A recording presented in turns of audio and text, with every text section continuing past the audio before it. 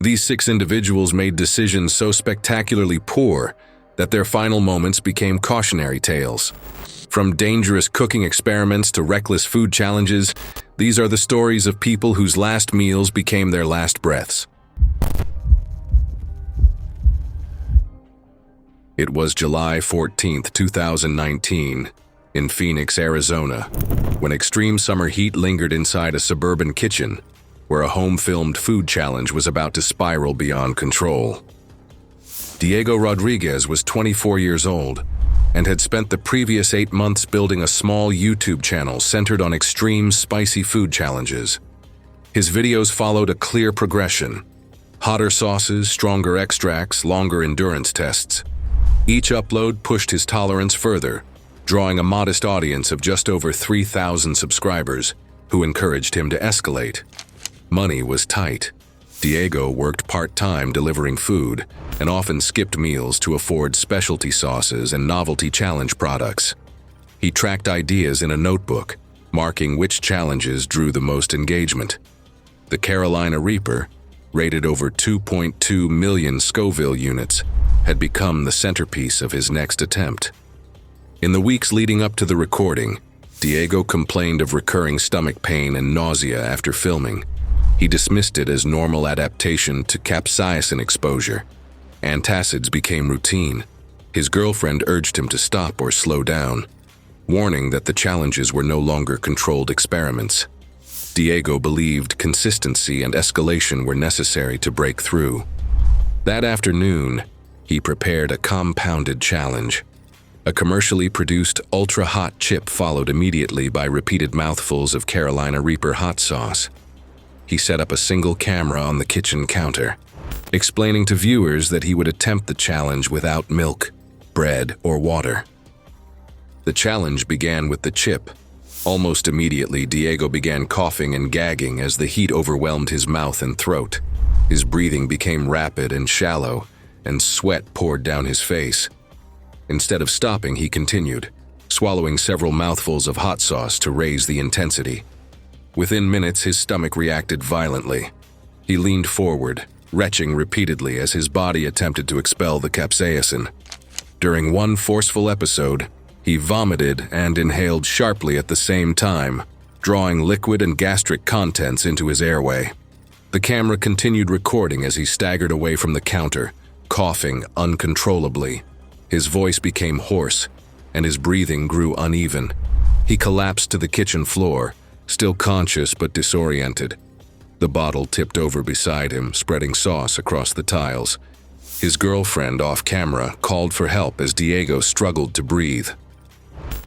Emergency responders arrived within 12 minutes and found him in severe respiratory distress. He was transported to the hospital, where imaging later confirmed aspiration. Food and stomach contents had entered his lungs during the vomiting episode. Despite supportive treatment, Diego's condition worsened over the following hours. The chemical irritation and infection triggered by the aspirated material caused rapid inflammation in both lungs. He developed acute respiratory failure overnight and died early the next morning. The medical examiner determined the cause of death as aspiration pneumonitis following extreme food challenge-induced vomiting. The capsaicin itself was not toxic, but the intensity of the challenge triggered a cascade of events that led to fatal lung injury. Review of the recovered footage showed the escalation clearly: the decision to stack multiple ultra-hot products, the refusal to stop after early distress, and the moment vomiting led to airway compromise. Investigators noted no underlying medical conditions and no equipment failure. The video was never uploaded. Diego's channel went silent, and his remaining content was later removed by his family. Among his belongings, they found his notebook of planned challenges, each one more extreme than the last, illustrating how a pursuit of online attention had steadily narrowed the margin for error. The case became a reference point in discussions about the risks of extreme food challenges, highlighting how ordinary ingredients can become deadly when combined with escalation, dehydration, and uncontrolled physiological stress. It was November 15, 2014, and the humid 78-degree evening in Miami, Florida, created perfect conditions for what would become a deadly family reunion dinner. The sprawling suburban home had been decorated for 3 days, as 3 generations of the Morales family prepared to celebrate their patriarch's 85th birthday, with traditional Cuban recipes passed down through 4 generations. Elena Morales carefully arranged the final dishes on her dining room table, while supervising the preparation of her father's favorite meal, a complex feast featuring recipes that had sustained their family through decades of hardship and celebration. At 58, the retired nurse had been the family's designated cook for 25 years, earning legendary status for her ability to recreate the exact flavors of their grandmother's original Cuban kitchen. Elena had learned these recipes as a child in Havana before her family fled to Miami in 1962, carrying only memories of the traditional dishes that connected them to their homeland. Her cooking had become the cornerstone of family gatherings, with relatives traveling from across the country to taste the authentic flavors that reminded them of their Cuban heritage. She took immense pride in using only traditional ingredients and preparation methods, refusing to modernize recipes that had fed their family for generations. The birthday celebration was planned as the largest family gathering in 15 years, featuring Elena's father's favorite dish of black beans that required a complex 3-day preparation process, using traditional clay pots and specific timing that had been passed down through oral tradition. Elena had been soaking the beans in her grandmother's original clay pot, a treasured family heirloom that had survived their escape from Cuba and had been used for every major family celebration since their arrival in America. Her daughter had suggested using modern pressure cookers to speed the preparation process, but Elena insisted that authentic Cuban cooking required traditional methods and that shortcuts would dishonor their family's culinary heritage. The clay pot had developed hairline cracks over its 50-year history, but Elena believed its seasoned interior was essential for achieving the proper flavor that made her black beans legendary among their extended family. The cooking process began with Elena following her grandmother's exact recipe, soaking the beans in the cracked clay pot while adding traditional seasonings and maintaining the precise temperature that would create the complex flavors her family expected. She tasted the beans repeatedly throughout the 3-day process, adjusting seasonings and monitoring their progress as they slowly absorbed the flavors that would make this birthday celebration memorable. Over years of repeated use, lead from the clay pot's aging glaze had gradually leached into foods prepared for family gatherings, including the beans cooked for the birthday celebration. The hairline cracks had allowed lead-based glazing compounds to dissolve into the acidic bean liquid, creating a poisonous mixture that Elena couldn't detect through taste or appearance. She consumed multiple servings while making final adjustments, unknowingly ingesting additional lead that compounded years of prior exposure. In the weeks following the celebration, Elena's long-standing abdominal pain worsened, accompanied by increasing confusion and neurological symptoms that prompted hospitalization. Her family rushed her to the hospital where doctors discovered severe lead toxicity, consistent with long-term exposure from the contaminated beans, but the damage to her brain and organs was already irreversible. She died several weeks later from complications related to chronic lead poisoning, including renal and neurological failure. The family heirloom that had connected them to their Cuban heritage for over 50 years was discarded after testing confirmed unsafe lead levels. Her father's 80th birthday became a quiet memorial, and the family chose to preserve their culinary traditions using safer modern cookware. It was December 19, 2017, when a bitter 8-degree Fahrenheit winter morning settled over a frozen lake outside Minneapolis, Minnesota, as Robert Thompson prepared for what he hoped would be a productive ice fishing trip. The lake had been frozen for weeks, and walleye season was in full swing, drawing anglers eager to stock their freezers with fresh fish for the holidays. Robert was 35 years old and had been ice fishing regularly since moving to Minnesota 2 years earlier for construction work. He had grown confident in his ability to handle the cold and took pride in bringing home fresh food for his family. With Christmas approaching and his wife 8 months pregnant, Robert planned to catch enough walleye for their Christmas Eve dinner. Fishing alone that morning, He drilled several holes and quickly began pulling in fish. By mid-morning, he had caught 3 large walleye, each over 4 pounds. Wanting to save time later, Robert decided to clean the fish immediately on the ice, laying them across a portable table near his shelter. The extreme cold numbed his hands, making precise cuts difficult, but he continued working as the fish piled up. As the day went on, Robert caught more fish and repeated the process. He rinsed fillets in melted ice water, stacked them in plastic bags, and placed them in an insulated cooler. By late afternoon, satisfied with his haul, he loaded his gear and began the 4-hour drive home. During the drive, the interior of Robert's truck gradually warmed. The cooler sat behind the cab heater, and as the vehicle heated up, the ice inside the cooler melted completely. The fish fillets, packed tightly together, rose into the temperature danger zone where bacteria can grow rapidly. Once home, Robert placed the cooler in the garage rather than the refrigerator, intending to finish dinner preparations later. The fillet sat unrefrigerated for several more hours while he rested. By the time he began cooking, the fish had been exposed to unsafe temperatures for most of the day. That evening, Robert pan-fried the walleye fillets for Christmas Eve dinner. Some pieces were thick and unevenly cooked, browned on the outside but still underdone near the center. The family ate together, with Robert serving himself the largest portions. Within 12 hours, he began experiencing severe abdominal cramps, vomiting, and diarrhea. His condition deteriorated rapidly as dehydration set in. By the following day, he was disoriented and weak, unable to stand without assistance. He was rushed to the hospital where doctors diagnosed severe bacterial food poisoning complicated by dehydration and bloodstream infection. Despite aggressive treatment with fluids and antibiotics, Robert developed septic shock. His organs began to fail as the infection overwhelmed his body.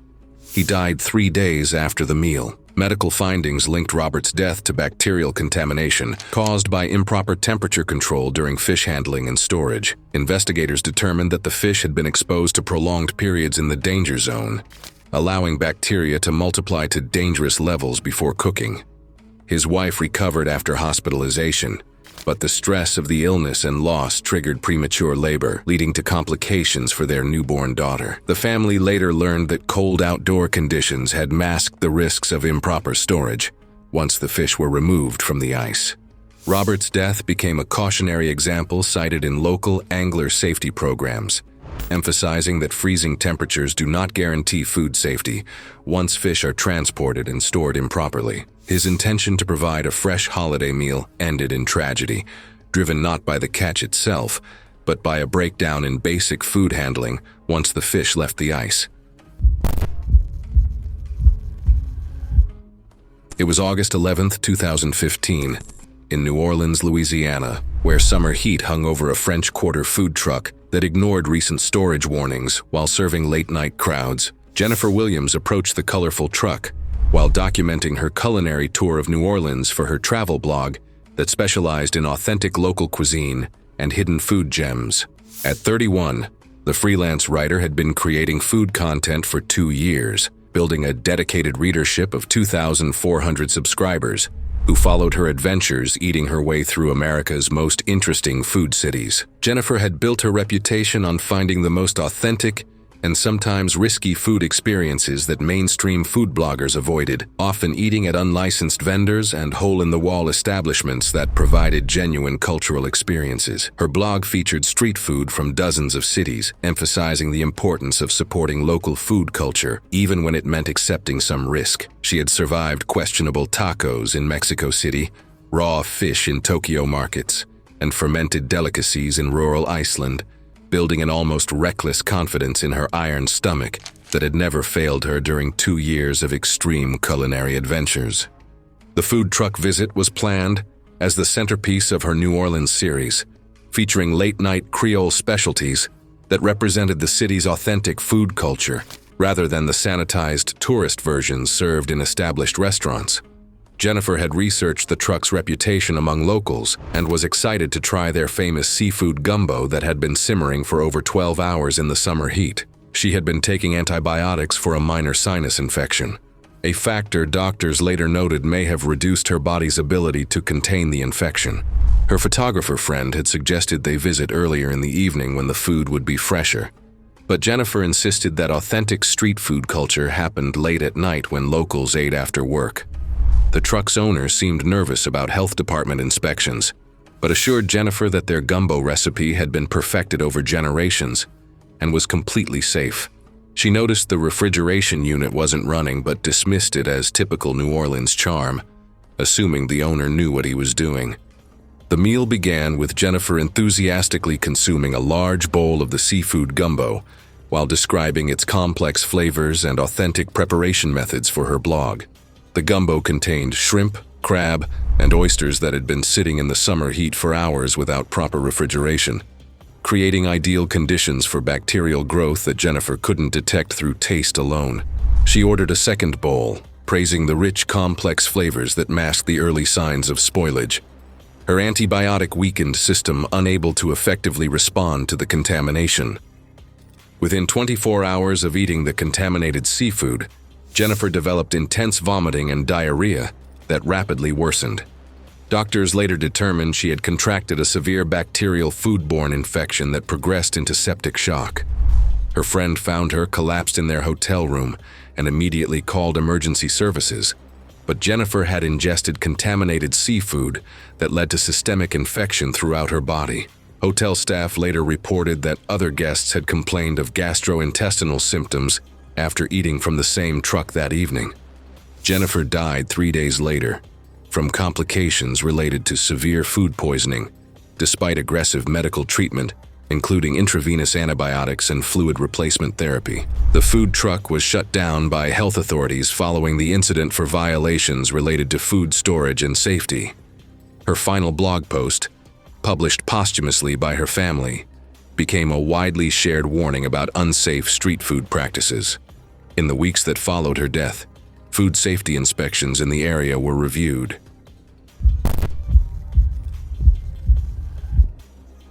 It was May 7, 2013, and the pleasant 72-degree spring afternoon in Austin, Texas, set the stage for what would become a deadly backyard barbecue competition. The quiet suburban neighborhood had hosted informal cook-offs for years, but the influence of professional barbecue culture had recently pushed some participants toward techniques that exceeded their training and understanding. David Johnson made final preparations for what he believed would be his defining victory in the neighborhood's annual barbecue championship. At 38, the software engineer had spent the last 3 years obsessively refining his barbecue skills, pouring thousands of dollars into smokers, temperature probes, specialty woods, and imported ingredients. Among his neighbors, David had earned a reputation as the most serious competitor, someone who treated backyard cooking with the intensity of a professional sport. After attending a nationally recognized barbecue competition in Kansas City, David became fixated on replicating authentic competition flavors at home. He filled notebooks with smoking schedules, internal meat temperatures, and seasoning ratios, studying curing methods used by professional pitmasters to enhance color, moisture retention, and flavor. His backyard slowly transformed into a testing ground for increasingly advanced techniques that few amateur cooks fully understood. For the upcoming competition, David planned to serve a whole hog using a curing process he had recently learned about through online forums and instructional videos. To achieve the deep pink color associated with championship barbecue, he purchased pink curing salt, a specialized product containing sodium nitrite designed for precise, carefully measured use. The packaging included clear warnings that the product was not a direct substitute for regular salt. Lacking formal training, David misinterpreted the instructions. Believing the curing salt functioned like traditional seasoning, he applied it generously during preparation and continued adding it while adjusting flavor throughout the day. As the hog smoked, David repeatedly tasted small portions of the meat over several hours to evaluate seasoning balance, unknowingly accumulating dangerous amounts of nitrites with each sample. His wife noticed the unfamiliar ingredient and questioned the warning labels printed on the package. David dismissed her concerns, confident that his engineering background and extensive research gave him the expertise to manage the process safely. As neighbors arrived and the competition atmosphere built, he continued sampling the meat, proud of the vibrant color and rich aroma developing under his careful control. Several hours into the cook, David began experiencing a pounding headache and unusual dizziness. He felt short of breath despite sitting still and assumed dehydration or fatigue from the long preparation was to blame. Guests later recalled that his skin appeared pale, with a faint grayish-blue tint, a subtle but dangerous sign that oxygen was no longer being carried efficiently through his bloodstream. As he attempted to stand and address the crowd, David collapsed in his backyard. Neighbors rushed to his aid while emergency services were called. Paramedics arrived to find him unresponsive, with abnormally low oxygen saturation levels that did not improve with supplemental oxygen. He was transported to the hospital, where doctors worked urgently to stabilize him. Despite aggressive treatment, David was pronounced dead shortly after arrival. The medical examiner later determined that he had died from acute nitrite poisoning, a condition known as methemoglobinemia, caused by excessive ingestion of curing salts during food preparation and tasting. The nitrites had interfered with his blood's ability to transport oxygen, leading to severe hypoxia and cardiovascular collapse. Health officials confiscated the remaining meat and issued food safety warnings regarding the improper use of curing agents outside professional guidelines. What was intended to be a neighborhood celebration of barbecue culture instead became a fatal lesson in how advanced food techniques, when misunderstood, can turn deadly even in familiar settings.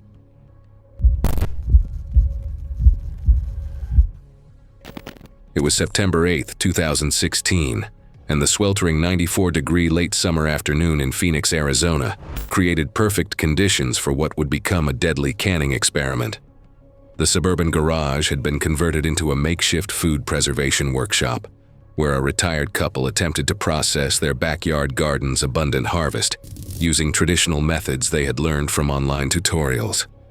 Harold Harvest Hal Peterson made final adjustments to his pressure canner while preparing what he believed would be his most successful food preservation session of the season, planning to can dozens of jars of green beans for his wife's special diet.